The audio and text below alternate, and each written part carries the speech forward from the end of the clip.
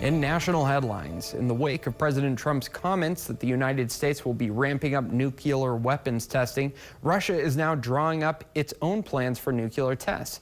National correspondent Kayla Gaskins has that story from Washington. International discussions around testing nuclear weapons sharply escalating. On Wednesday, Russian President Vladimir Putin ordering his government to prepare plans for nuclear weapons testing.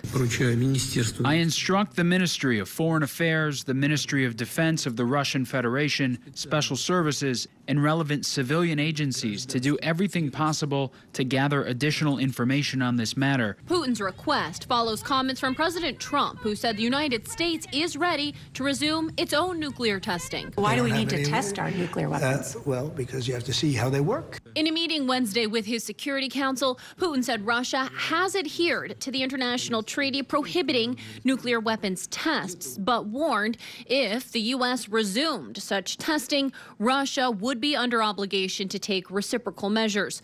Putin's defense minister, meanwhile, sending forces and assets to a test site in northern Russia. We must accept our nuclear potential in readiness to inflict unacceptable damage on the enemy under any circumstances. Trump telling 60 Minutes Russia and China are already testing. We're the only country that doesn't test. Russia's testing nuclear weapons. My understanding and China's testing them too. You just don't know about it. The last time the U.S. detonated a nuclear device as part of a test was in 1992.